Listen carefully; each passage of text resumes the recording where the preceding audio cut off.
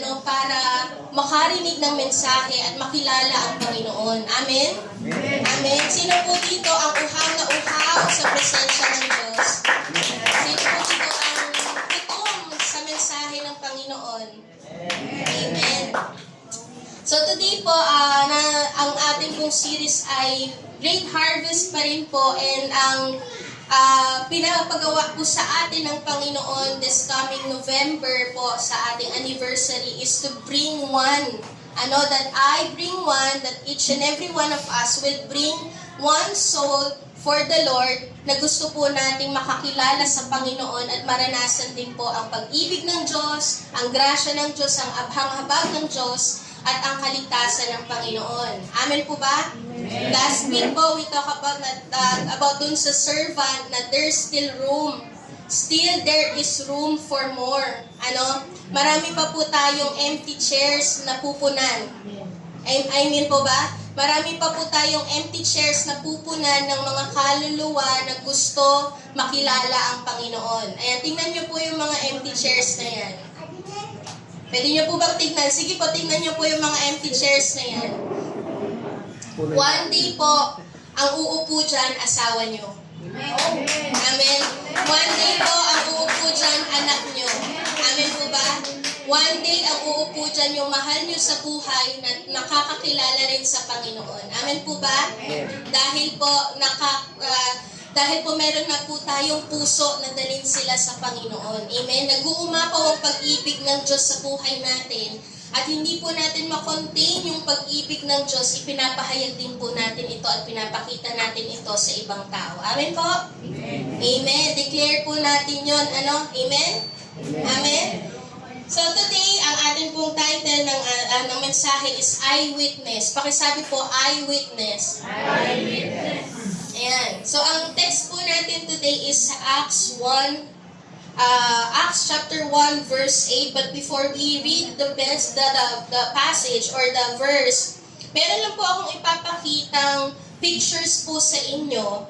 And pagka nakita nyo yung picture na to, ano po yung unang pumapasok na produkto na ino-offer nila?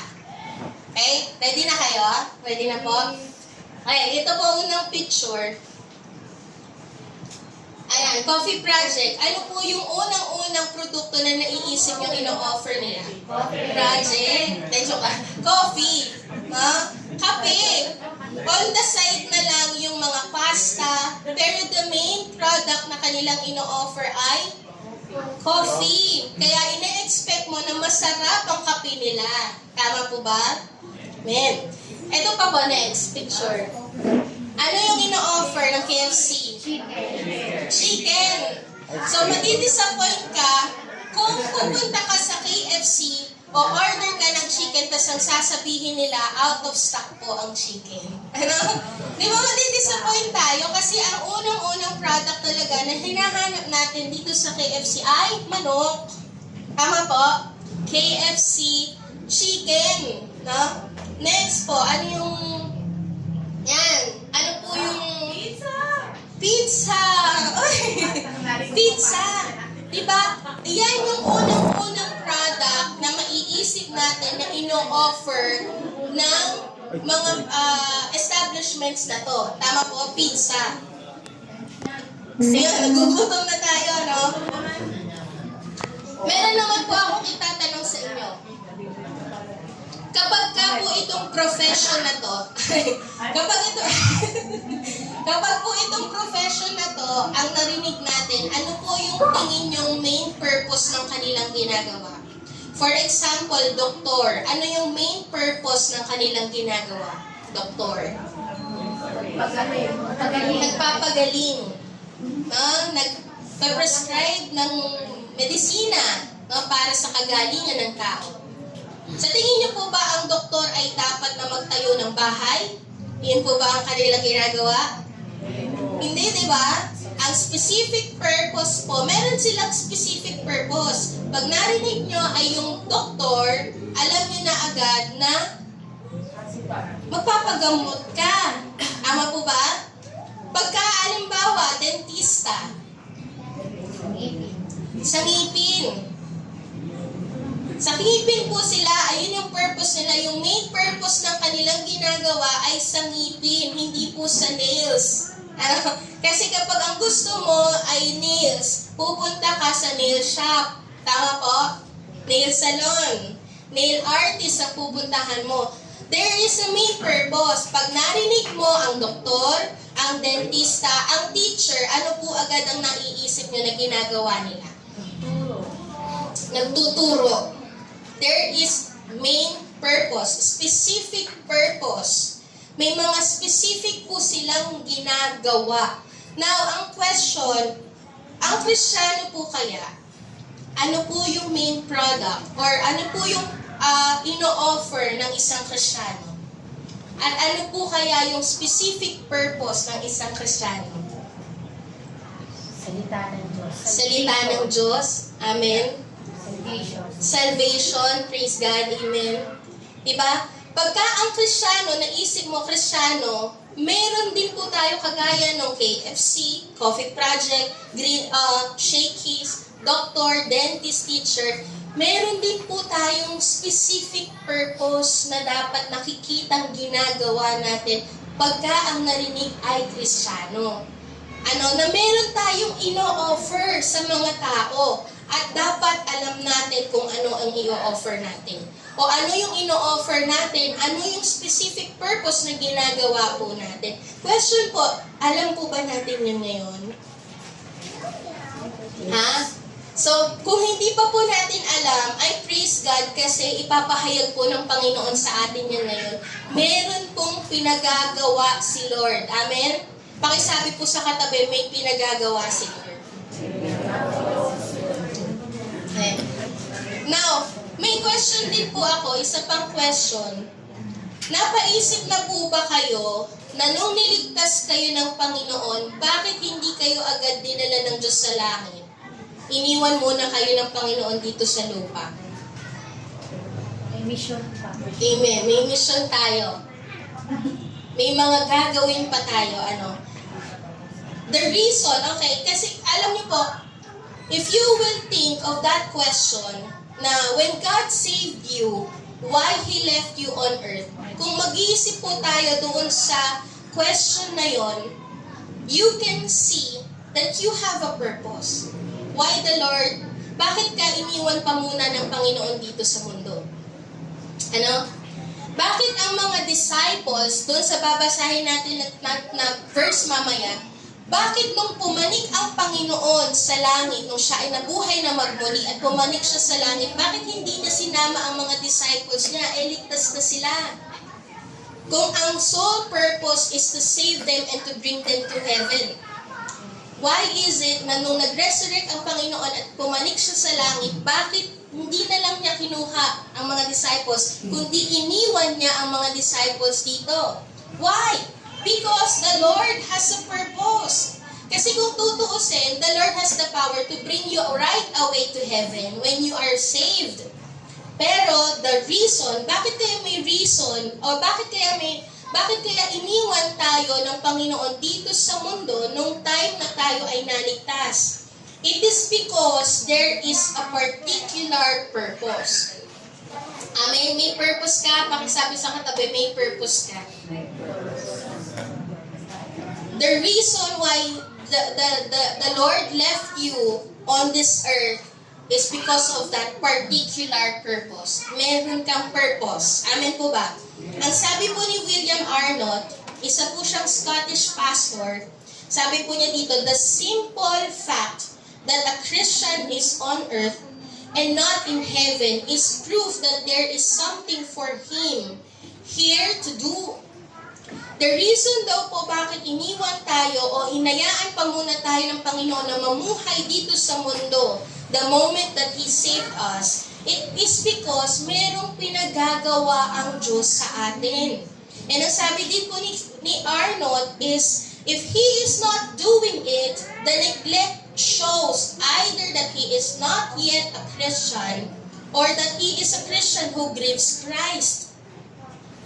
Na kapag hindi po natin yon nagawa, maybe hindi pa talaga natin naranasan tunay ang kaligtasan ng Panginoon, o o naranasan natin ang kaligtasan, pero hindi tayo sumusunod. Ano? He left us on earth that we might be His witnesses. Merong purpose si Lord. Meron tayong gagawin, kaya tayo ay iniwan pa ng Panginoon dito sa mundo nung tayo ay niligtas niya.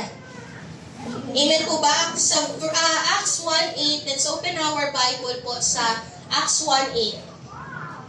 Sabi po dito, but you will receive power when the Holy Spirit comes on you, and you will be my witnesses in Jerusalem and in all Judea and Samaria and to the ends of the earth. That is the main purpose why the Lord ay iniwan ka dito sa mundo. Why you are still here on earth. Bakit kayo nilagay ng Panginoon dito sa mundo is because this purpose ay dapat nating gampanan. You must be witnesses. Pakisabi po, witnesses. Witnesses, yun po yung dapat nating ginagawa. Kapag sinabi po nating witnesses o witnessing, okay? Ito po ay yung pagpapahayag at pagbabalita ng mga bagay na naranasan natin at nakita natin. Witnessing, iyon po yung pag-witness. Yung mga bagay na naranasan mong kaligtasan ng Panginoon, pag-ibig ng Diyos, iyan po yung ipapahayag po natin. And alam niyo po ba, ang witnessing o witnesses, pagiging witnesses, ito lang po yung bagay na pinagagawa ng Diyos sa atin na hindi natin kayang gawin sa langit. Ang pagiging witness po ay kaya lang po natin yon o magagawa lamang po natin yon dito sa mundo. Hindi po natin siya pwedeng magawa sa langit. Ang pananalangin, okay, listen. Ang pananalangin po, magagawa po natin yan dito sa mundo at magagawa po natin yan sa langit. Ang pagpupuri, magagawa po natin yan dito sa mundo at magagawa din po yan natin sa langit. Kasi ang gagawin na lamang po natin sa langit ay makipagniig sa Panginoon, magpuri sa Panginoon, pero ang witnessing, hindi na natin yun magagawa sa langit. Alam niyo po kung bakit? Because there's no sinner sa langit. Lahat ng mga tao sa langit ay ligtas na, nakarinig na ng salita ng Diyos. At ang trabaho natin bilang witnesses ay dapat ginagampanan natin habang tayo ay nandito sa lupa. Amen po ba? Amen? Because this world needs the good news. Ang mundo po ang may kailangan ng good news. At ang good news ay nasa inyo. Ano po yung good news? Yung magandang balita na ginawa ni Kristo sa krus ng Kalbaryo para sa kaligtasan ng sanlibutan. Yan po yung good news. This dark world needs the light. And the light is in you. Jesus Christ is in you. So therefore, you are being the light of the world.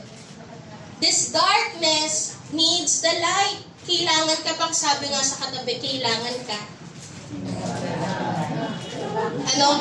Hindi, wag niyo pong sabihin kailangan kita. Pakisabi, kailangan ka. No? Kailangan ka to become witnesses. Tayo po, mga Kristiyano, ang nais ng Diyos na dalhin para maging liwanag sa madilim na buhay. Amen po ba? Tayo yung gagamitin ng Panginoon para dalhin ng Diyos doon sa mga tao na madidilim ang buhay kasi ikaw yung may liwanag. Amen po ba? Pakitignan ng katabi, nagliliwanag po ba yan? Glowing? O, wag na lang po kayong tumingin sa noo ko, talagang nagsashine yan. Okay? Tayo pong mga Kristiyano ang tinawag ng Diyos to be witnesses of Christ. Amen po ba? You need to become witnesses. Iyan po ang dahilan bakit nandito ka pa. Be a witnesses. Amen po ba? So kapag sinabi po nating witness, when we speak about witnesses, ibig sabihin po noon is to declare the truth to another person. Yung katotohanan na napahayag sa'yo, yung katotohanan na natanggap mo ay dapat mong ipahayag sa iba. Iyan po yung witness. one who has seen or heard something and pinapahayag po sa ibang tao. Nire-reveal po sa ibang tao. Ang witnesses po ay yung pagbabalita. Again, sinasabi ko po sa inyo last week, di ba? Ang witnesses is yung pagbabalita at pagpapahayag ng mga bagay na naranasan mo at nakita mo. Amen po ba? A witness po is a person who tells about Jesus Christ. Kasi ang the best and important message that you receive is Jesus Christ, what He has done on the cross. So iyan po yung katotohanan na dapat po nating binabahagi. Ano? And alam niyo po ba, ang mga disciples po, we can assure that their message is legit. Ano? Totoo.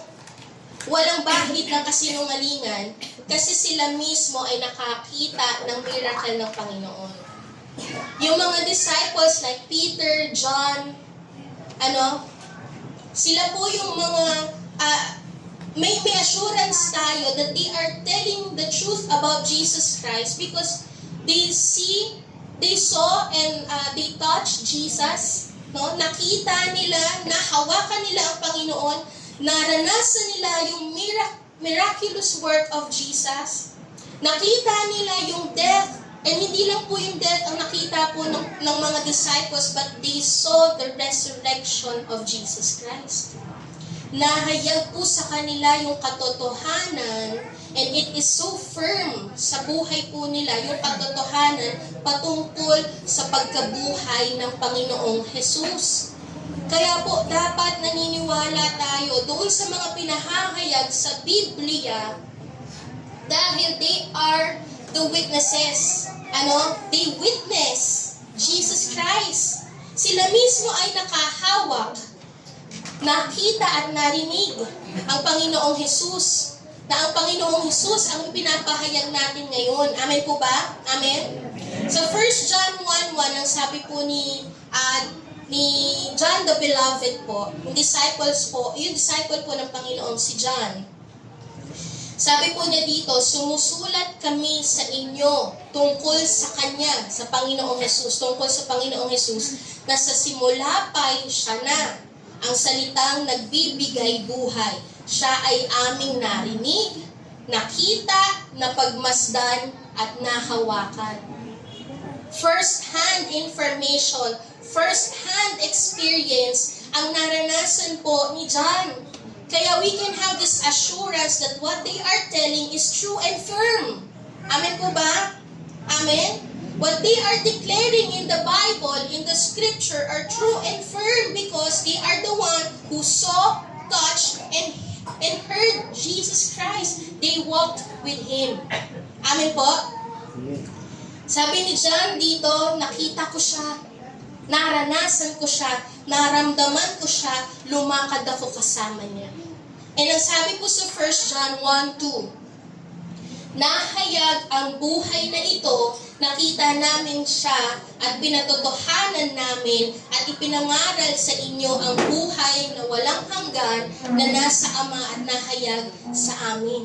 Ito po yung purpose natin kung bakit tayo ay nandito pa sa mundo, to become witnesses. Ang sabi po ni John, yung mga nakita, narinig, naranasan, at yung mga bagay na nahayag po sa amin, ay pinapatutuo namin sa inyo, ipinahahayag namin sa inyo. Alam niyo po ba, ang effective na witnesses is just like, sa salesman pala, o sa sales industry, ang effective daw po na isang salesman ay yung naranasan yung produkto. Naniniwala sa produkto. Mas magiging madali po sa isang salesman ang pagbebenta ng produkto kung naranasan niya at naniniwala siya na totoo yung produkto. Na meron talagang effect yung produkto. Pero mahihirapan kang ibenta ang isang produkto kung hindi ka naniniwala doon. O yun daw po yung sinasabi ng isang salesman. May isang story po ng isang salesman, pumasok po siya sa isang industry ng selling products, no? And ito pong salesman na to, bago lang po siya sa industry na yon. So, pinag-aralan po niya yung product, yung mga details about the product na kanyang ibebenta. Pero ang problema, hindi pa po niya natatry yung product na yon. Pero pinag-aralan niya, kinuha niya ang lahat ng details para talagang maipahayag yung ganda, yung benefit ng product na kanyang ibebenta. Tapos dumating yung isang buyer po doon sa shop. And then ilang minutes na po niyang pinapaliwanag sa buyer yung produkto. Ilang beses na rin niyang kinonvince, gustong i-convince yung buyer doon sa produkto, pero hindi po niya ma-convince yung buyer. And then dumating po yung owner ng shop. Tapos, yung owner po yung nagsabi o nag-try na magbenta doon sa buyer. Then, alam niyo po ba, isang paliwanagan lang po ng owner doon sa buyer about the product, isang paliwanagan lang, na-convince niya agad yung buyer na bumili ng product. Tapos namangha yung seller na to, namangha itong salesman na to, na sabi nung salesman na to, "Sir, ano yung sikreto nyo? Bakit ang bilis yung nabenta yung produkto?" Ang sabi po nung owner, kasi personal sa akin yung product. Naging personal sa akin yung product, convinced ako na totoo at may effect itong product na to. At hindi ako nagbenta by the book. Hindi ako nagbenta by the book, nagbenta ako kasi na-experience ko yung product kasi living proof ako nung product. Kaya it is effective sa kanya na magbenta ng product at ma-convince yung mga tao because he is a living proof of that product. You know what? It is the same with the gospel. It is the same with the gospel. If you haven't experienced Jesus, you can't witness for Him. Kung hindi po natin nararanasan ng Panginoon, mahihirapan tayong maging witness o magpatotoo patungkol sa Kanya. No? Kasi the best kind of witnessing is when you share from the depths of your soul what Jesus means to you. The best kind of witnessing is from the intimacy. Because you have this deep relationship with the Lord. The best kind of witnessing is from your intimacy with God kasi naranasan mo siya. Kasi may malalim kayong relasyon ng Diyos. Naging totoo, you are a living proof of the message that you are proclaiming. You are a living proof. What you experience in your relationship with Jesus. Amen po ba? You are a living proof of Christ. Salvation, iyon po yung best kind of witnessing. Next week po, we will talk about the power of witnessing. So, ang pag-uusapan lang po natin today is the purpose and the places. Okay? That's the best kind of witnessing when you share from the depths of your soul what Jesus means to you. It is from your intimacy with the Lord. Alam niyo po, madali pong sabihin na, or nagiging legit ang information na masasabi mong mabait si Bolts kasi may relationship kami. Maniniwala kayo sa akin na mabait si Bolts kasi may relationship kami. At magiging it will just flow freely kasi kilala ko siya. It will flow freely yung karakter, it will flow freely sa akin yung pagpapahayag ng karakter ni Bolts na mahusay siya, magaling siya, at na mabait siya, na reliable siya kasi may relationship kami. Ganoon din po sa Panginoon. The best kind of witnessing, mag-overflow, mag-flow yan freely, yung pagpapahayag mo ng katotohanan patungkol sa Panginoong Jesus because of your intimacy with the Lord. Merong relasyon, malalim na relasyon sa Panginoon. You are a living proof of Christ's salvation. Amen po ba? Amen? So I am not saying po na kapag ka ikaw ay nagpahayag sa mga tao, ay mako-convince mo agad sila. Sometimes the people will reject you, even though you have intimacy with the Lord. And you cannot control that. Ano?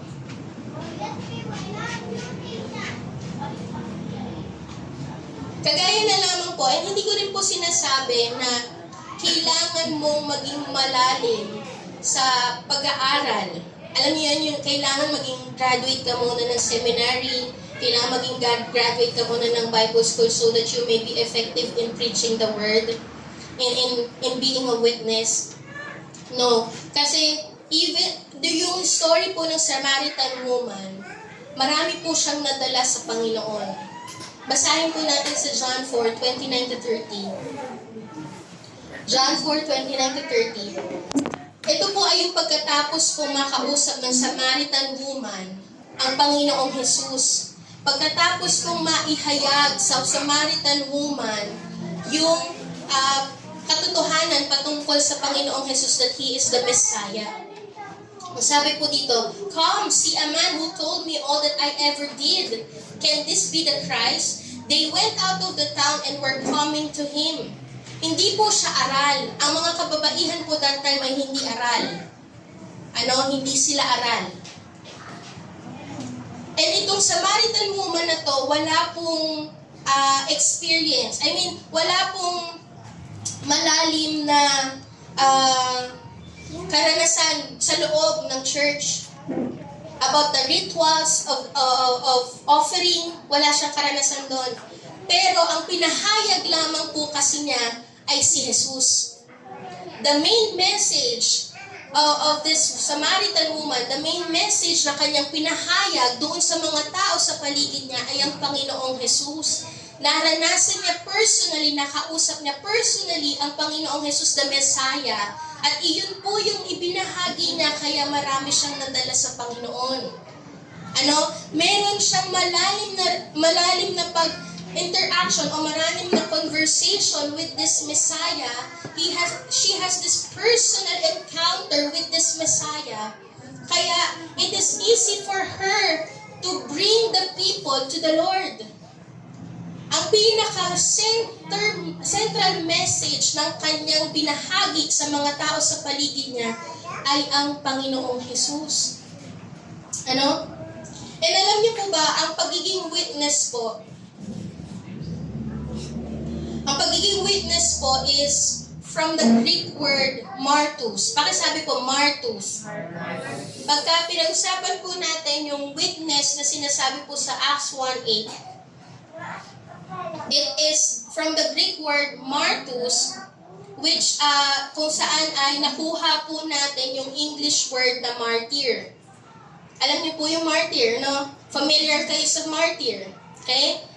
So kapag sinabi po nating martyr, ito po ay the one who dies for their faith.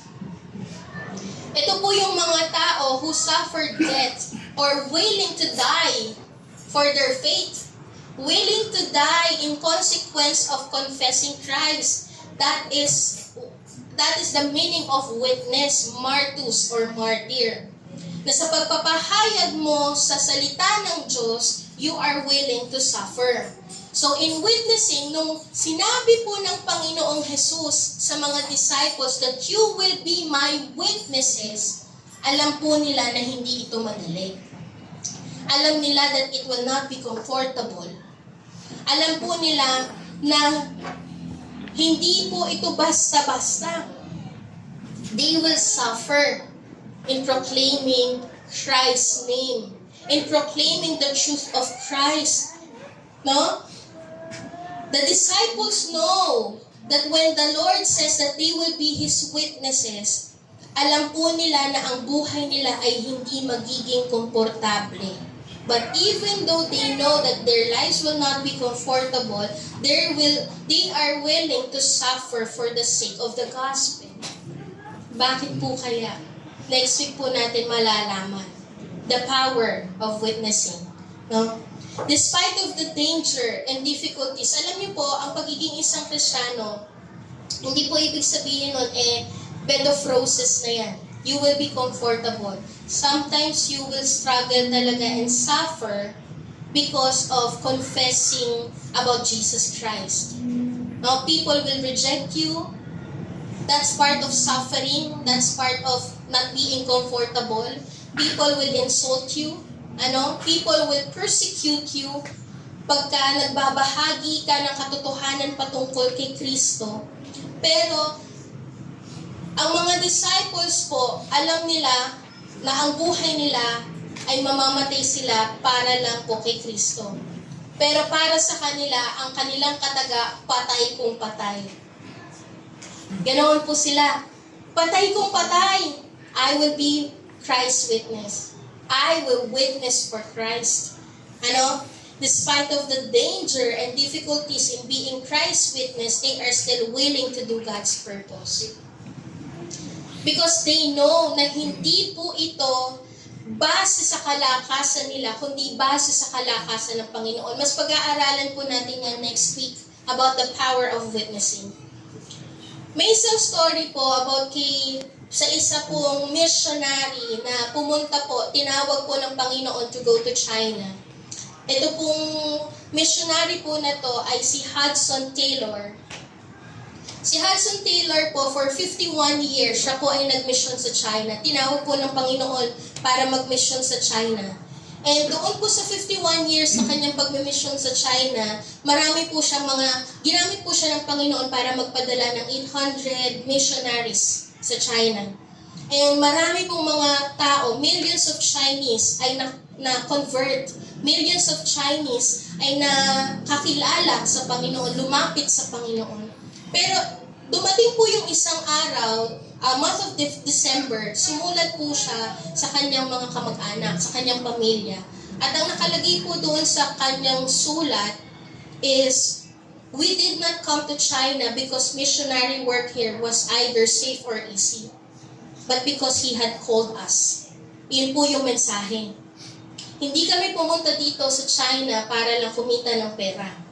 Hindi kami pumunta dito sa China para lang masabi, kasi ang alam namin ay easy and comfortable ang buhay dito sa China. No. Pumunta kami dito sa China kasi tinawag kami ng Diyos. Alam niyo po kung bakit? Kasi doon po sa buhay po ni Hudson Taylor, ang kanila pong bahay ay hindi maganda.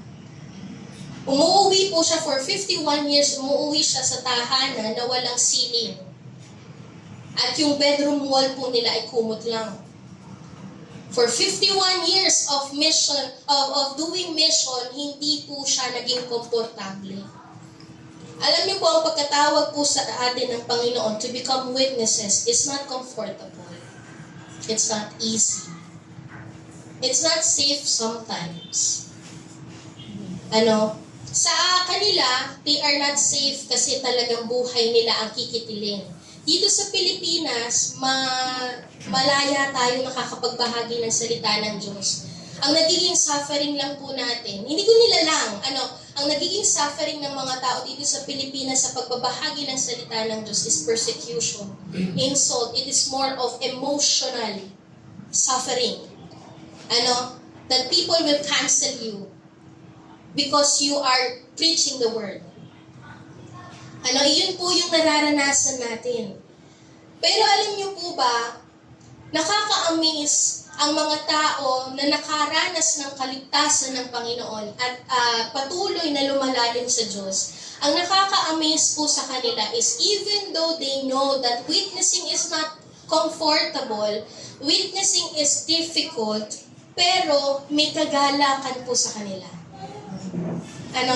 Nakikita po natin yung mga tao na kahit na hindi hirap, hikahos sa pagmimisyon, ang sarap pa rin para sa kanila ang magmisyon. Gustong-gusto pa rin nila ang talagang magbahagi ng salita ng Diyos. Puyat ka, pero magbabahagi ka pa rin ng salita ng Diyos. May sakit ka, pero mag-aaral ka pa rin para magbahagi ng salita ng Diyos.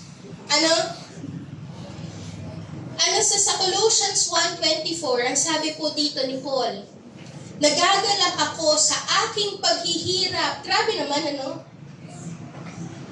Grabe yung kagalakan. Nag-uumapaw at hindi po ito galing sa kanilang kagalakan lang o gusto lang nila kasi maging masaya. O kino-convince nila ang sarili nila maging masaya ka kasi masaya pa rin talaga ang maglingkod sa Panginoon. Hindi ganoon. Hindi sa sarili nilang kalakasan, but it is the Holy Spirit that springs up that gladness and joy in their lives. It comes from their innermost being. It comes from the inside. It's not about convincing himself na maging masaya ka.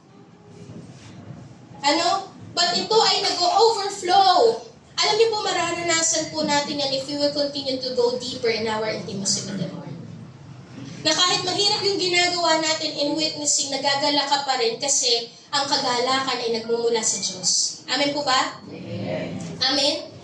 The disciples are still willing. Ang sabi ni Paul dito sa Colossians 1:24, nagagalak ako sa aking paghihirap, alang-alang sa inyo, sapagkat sa pamamagitan nito'y na ipagpapatuloy ko ang paghihirap na kailangan pang gawin ni Kristo para sa iglesia ng kanyang katawan. Nagagalak ako kasi I am partaker of the gospel. Nagagalak ako kasi nakikibahagi ako sa gusto ng Panginoon na mangyari dito sa mundo.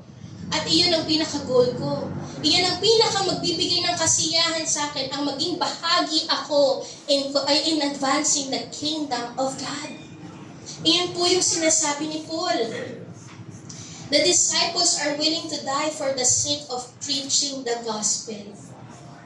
Alam niyo po kung bakit? Kasi unang-una, what they've witnessed is real and true. Kasi ang naranasan nila ay totoo at hindi po nila pwedeng baliwalain yun. Ang naranasan po nila, the truth that they possess is true and real. Ang mga bagay na totoo ay hindi natin kayang baliwalain.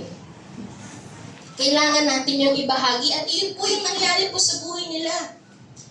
They truly see the glory of Christ. Talagang personal nilang nakita ang kaningningan ni Lord doon sa Transfiguration. Next slide po, makikita natin yan. Doon sa Transfiguration, basahin po natin sa Matthew 17:1-2. Sa bahay na lang po natin basahin. Pero iyon po yung nangyari sa Panginoong Jesus, na nagliwanag po siya, nag-shine ang kanyang mukha. At nakita po personally yun ni John, nakita yun personally ni Peter, at hindi po nila kayang alisin yun sa kanilang buhay kasi tunay nilang naranasan. Ang kasinungalingan po kasi ay mabilis lang mawawala, pero ang katotohanan mananatili. Hindi mo kayang alisin sa buhay mo yung totoo, yung katotohanan, at hindi po naalis sa kanilang buhay yung mga bagay na naranasan nila kasi totoo yun. Kaya pinahahayag nila yun sa atin. They truly see and witness the resurrection that gives them the assurance of the life in heaven. Nakita nila na tunay na Diyos si Kristo, na siya ay nabuhay na magmuli, na magpapatunay na meron ng buhay sa langit. At iyon po yung pag-asa nila. Kaya kahit mahirap ang nangyayari dito sa mundo, alam ko na merong buhay sa langit na nag-aabang sa akin at iyon ang pinakapag-asa na meron ako. Kaya po sila ganoon ka-eager to become witnesses. Pakisabi po ulit sa katabi, you have a purpose. You have a purpose. Be a witnesses. Amen? Become a witness of Christ. Amen?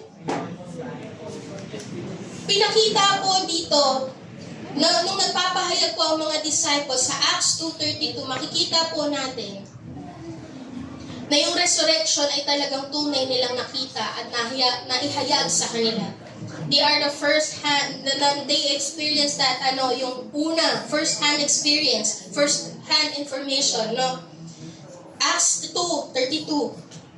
God has raised this life. God has raised this Jesus to life, and we are all witnesses of it. Nakita namin. Kaya ipatutuon namin talaga ito sa inyo.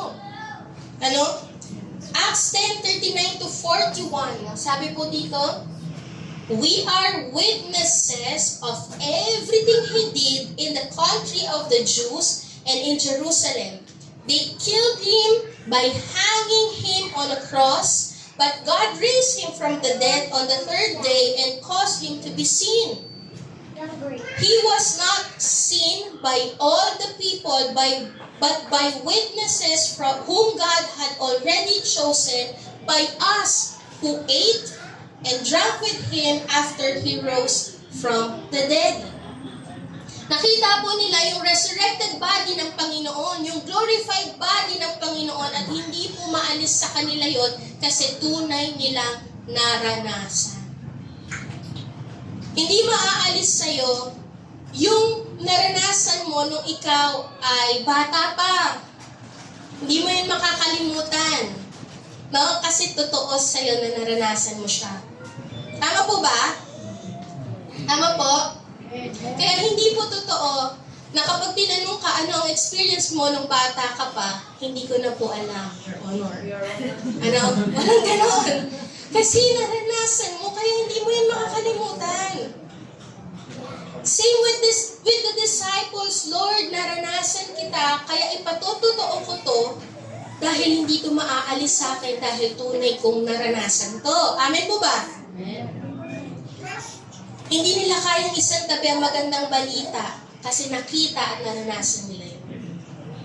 And alam niyo po ba dito po doon sa passage na binasa natin, doon sa mga verses na binasa natin, and if you will look sa book of Acts, wala pong ibang mensahe na ibinahagi ang mga disciples kundi ang Panginoong Hesus lang. Walang ibang mensahe na binahagi ang mga disciples kundi ang kamatayan at pagkabuhay ng Panginoong Hesus. Hindi po sila nagbigay ng mensahe patungkol sa kung paano ka magkaka-boyfriend. Hindi yun yung main purpose ng kanilang mensahe. Hindi yun yung sole message nila. Hindi po nila binahagi kung paano kakikita ng pera. At ang pinaka-mensahe ng kanilang binabahagi ay ang kamatayan at pagkabuhay ni Jesus, because that is the central message of witnessing in Christ. Ano? The central message of those people who are called to witness is Jesus Christ. Amen po ba? Amen? Iyan po yung central message. We need to point the people to Jesus Christ. Wala po tayong ibang ibinabahagi kundi ang pangalan ng Panginoong Hesus. Wala nang kahit na sino man ang pangalan na may kapangyarihan para magligtas kundi ang Panginoong Hesus lamang. Amen po ba? If you will read the book of Acts, lagi mong mababasa sa book of Acts na ang binabahagi po nila ay ang Panginoong Hesus lamang. His death and resurrection, because iyon ang kailangan na marinig ng tao. Hindi kung paano kumita ng pera, hindi kung paano maging maganda. Maganda na tayo, no? Hindi kung paano magkaroon ng relationship, boyfriend and girlfriend relationship. That is not the central message of the Bible. But the central message of the Bible is Jesus Himself. Amen po ba?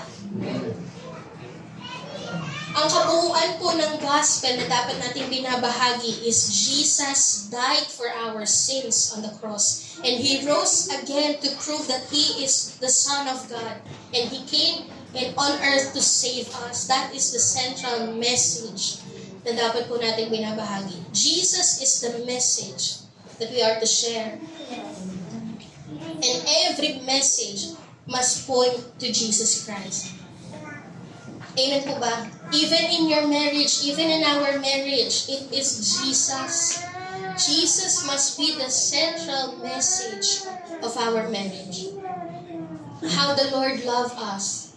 How the Lord pour out His grace and mercy upon us. At iyon din po ang ibahagi natin sa ating marriage. The love, the mercy, and the grace of the Lord. In any relationship, the love, mercy, and the grace. And the truth, na ikaw ay lalakad sa katotohanan ng Panginoon, kaya lahat ng mga bagay na mali ay hindi mo dapat ginagawa. Kasi kapag ka ikaw ay hinayaan mo that there will be sin in your relationship will be ruined. If you let your marriage, kapag hinayaan mo na ang marriage mo ay mapasukan ng any lust, that you are parang, ang tawag dito, humahanga ka pa sa katawan ng ibang babae, bukod sa asawa mo. If you let that kind of sin enter into your marriage, masisira ang marriage mo. So, love, grace, mercy, and truth of the Lord must enter to that marriage. It is Jesus. Amen po ba? Don't let the enemy have entry point in any relationship that you have. Amen po? Amen? It is Jesus, the sole focus of the message that we need to share. Amen? And the places, dito na po ako magtatapos. Pwede ko po magtawagan ng worship team. The places na atin pong dapat na binabahaginan. Sabi po sa Acts 1:8, "But you will receive power when the Holy Spirit comes on you, and you will be my witnesses in Jerusalem, and in all Judea and Samaria, and to the ends of the earth." Jerusalem, it means of your loved ones and your close relationship. Ang Jerusalem po, ito po yung pamilya mo. No? That you need to reach the people within your reach. Unang-unang i-reach out natin na dapat binabahaginan natin ang salita ng Diyos ay ang ating pamilya, ang ating loved ones, ang ating mga tao na close, very close sa atin. Kagaya na lang po ni Andrew, isa po siya sa disciple ng Panginoon. Si Andrew po, siya po ay yung brother ni Peter. Alam niyo po ba na si Andrew ang unang-unang naka-witness na si Jesus is the Lamb that takes away the sin of man. Si Andrew yun. Pero hindi po ipinagkait ni Andrew yung katotohanan na yun sa kanyang kapatid. Sabi po sa John 1:40-42, ang isa sa dalawang alagad na nakarinig kay Juan at sumunod kay Jesus ay si Andres. It is Andrew, na kapatid ni Simon Pedro, unang hinanap. Sabi po dito, unang hinanap ni Andres ang kanyang kapatid na si Simon. Si Pedro, sinabi niya rito, nakita na namin ang Mesiyas. Unang-una na nasa isip niya, nadadali niya sa Panginoon once na nakilala niya ang Diyos. Once na encounter niya ang Panginoon, unang-unang nasa isip niya, nadadali niya ay ang kanyang kapatid, ang kanyang mahal sa buhay. At ang sabi po dito, at sinama ni Andres si Simon kay Jesus. Yung Jerusalem po natin, ang gusto ng Panginoon, nadalhin po natin sa Kanya ay ang ating pamilya. Kaya naniniwala po ako darating po ang panahon, ang nakaupo po dyan sa empty chair na yan ay ang pamilya nyo. Amen po ba? Ang nakaupo dyan sa empty chair na yan ay ang asawa nyo, anak nyo, na nagiging mainit din na makilala ang Panginoon. Amen po ba? And ang sabi din po dito is from Judea, you need to be witnesses in Jerusalem, in Judea. Ito pong Judea na to is the places where God put you. So there's a purpose why God put you where you are. May purpose po ang Panginoon bakit ka dinala dyan sa trabaho niyan. May purpose ang Panginoon para kaya ka dinala dyan sa eskwelahan na yan. Hindi lang para kumita ng pera, hindi lang para mag-aral. The Lord called you for His purpose and not for personal agenda. Ano? So don't be sidetracked. Ang Panginoon ang nagdala sa'yo sa lugar na yan. So don't be sidetracked doon sa secondary thing na dapat mong pinupursue. Na mag-aral ng mabuti, maging high honor. Maganda po yun. Mabuti yun. Na kumita ng pera para sa provision ng iyong pamilya. Maganda yun, mabuti yun. But it is only secondary. There is a primary purpose why God put you there. There is a primary purpose why God put you where you are. Don't be sidetracked. Ano? Kasi ang dami pong ginagawa ng kaaway sa buhay natin para maging busy ka at hindi mo gampanan yung main purpose mo. Pinakadahilan ng pagkatawag mo. Ang daming ginagawa ng kaaway sa buhay natin. Ang hirap kumita ng pera kaya magsisigasig ka to earn money. Ang hirap mag-provide sa family kaya magsisigasig ka to earn money for your family. Nasa sidetrack ka ngayon at nawawala sa iyo yung pagbibigay ng priority doon sa pinaka-purpose mo to become Christ witnesses. Those things, earning money, school works for you to be competitive in the industry, high grades, those are secondary. But the primary purpose why you are there is to be God's witnesses. To share the gospel, to be the light on that place. To bring your friends to the Lord. Your primary purpose and calling is not to be a lawyer. Is not to be a businessman, a great programmer, o highest honor in the class.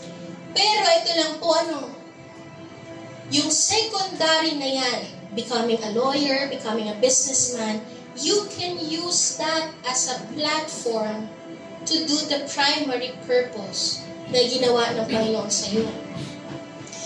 Pwede mong gamitin yan na daan or tool, yung secondary na yan, to fulfill your primary purpose and calling that God has given you, and that is to be witnesses.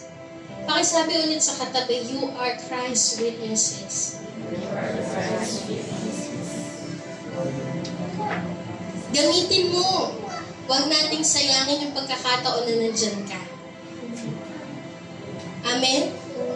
Huwag mong sayangin yung authority na binigay sa iyo ng Panginoon.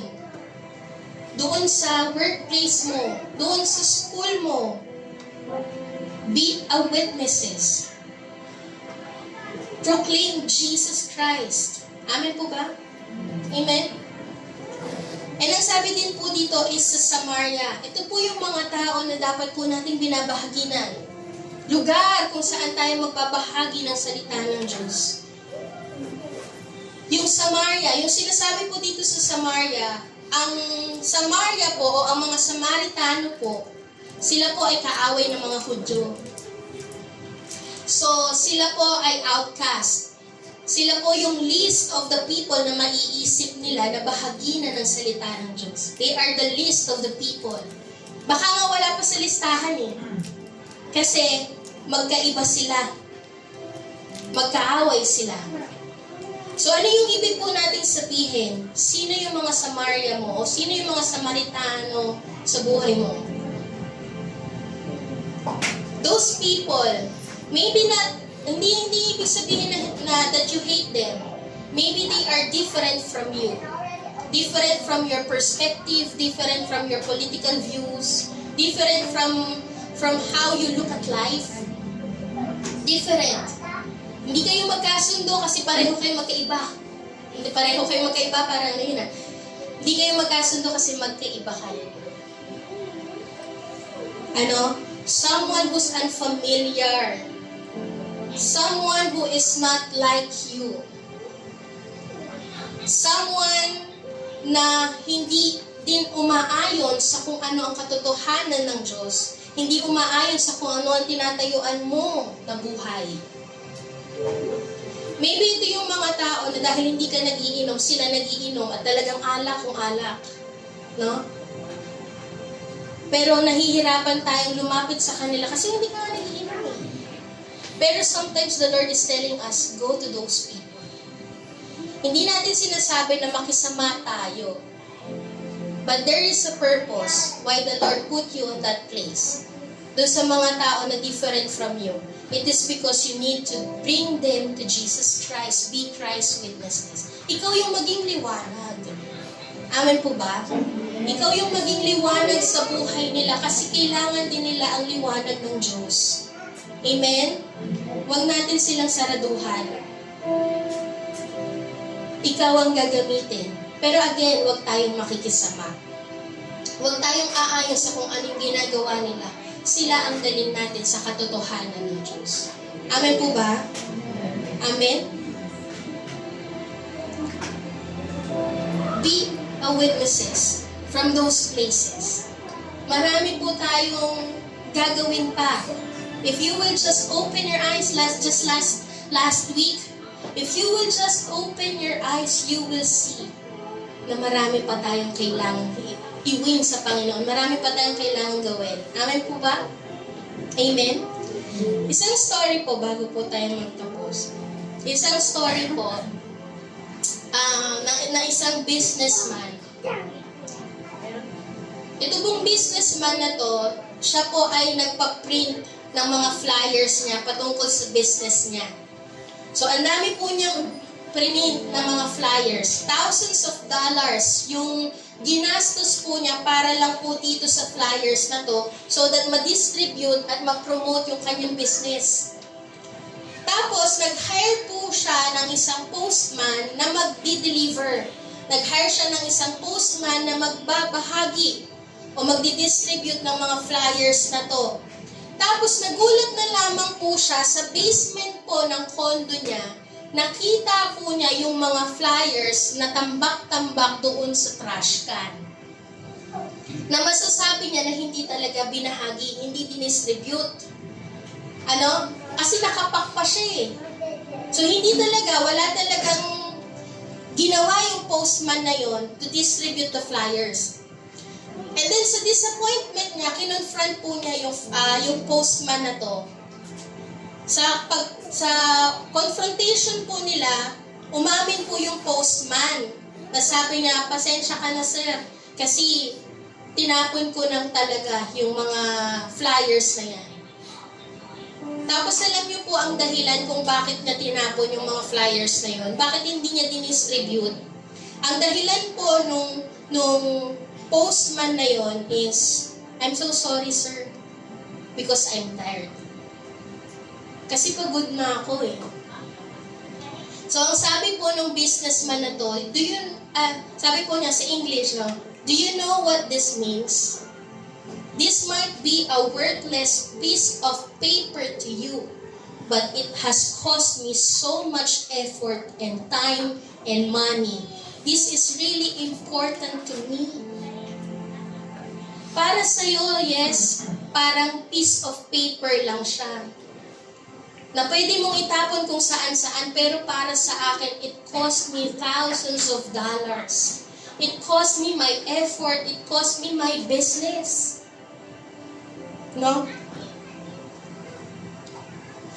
Alam niyo po ba, in sharing the gospel, in becoming witnesses of Christ, we are just like that postman. No?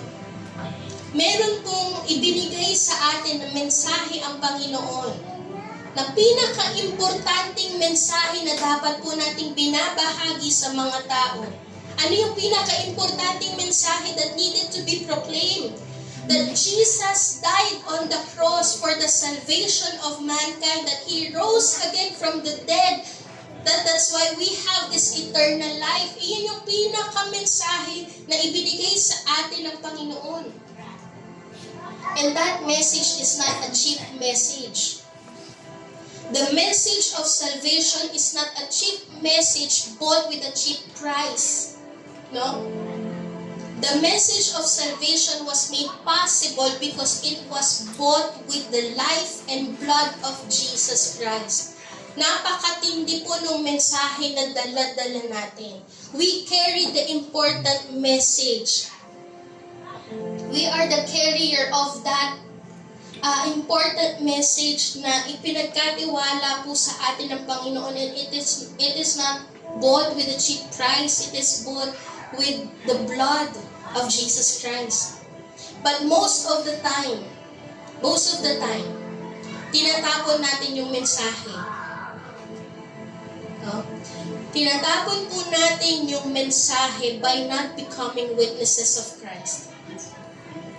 Most of the time, na itatapon po natin yung pinakamatinding mensahe mensahe na to, this powerful message, kasi hindi natin nagagampanan faithfully yung pagiging witness. You know what is the reason?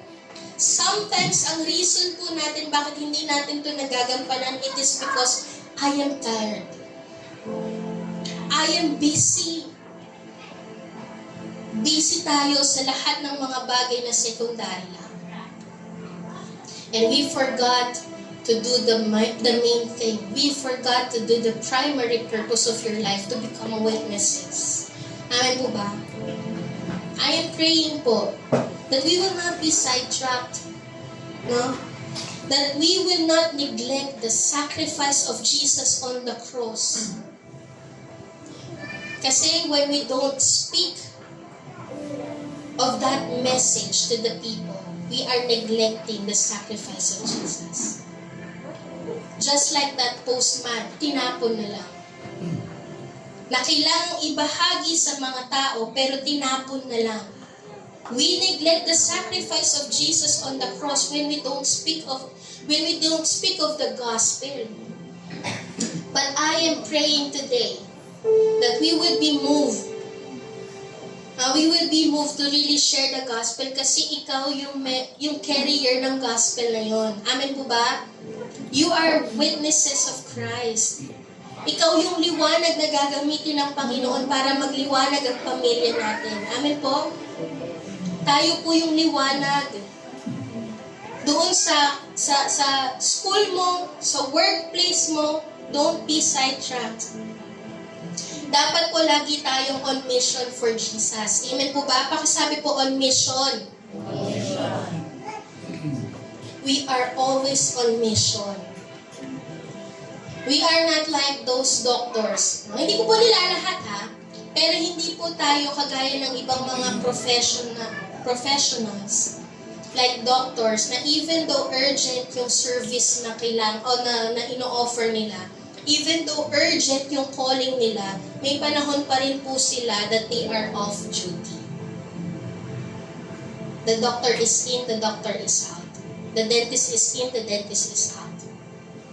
Pero ang Kristiyano po, bilang witnesses, we are always on duty for Jesus Christ. Amen? Amen. Always on duty. Pakisabi nga po sa katabi, always on duty. Always on duty. Hindi yun, yung COD. Tama? Call of Duty. You need to always be on duty to become witnesses of the Lord. Share what you have experienced. Ibahagi natin yung naranasan nating pag-ibig ni Kristo, kung paano tayo binago ng Panginoon, ibahagi po natin yun. Ano? Amen? Kung paano tayo pinagaling ng Panginoon. Wala pong pinipiling panahon, in season and out of season, you are witnesses for the Lord. Amen? Pwede po ba tayong tumayo lahat?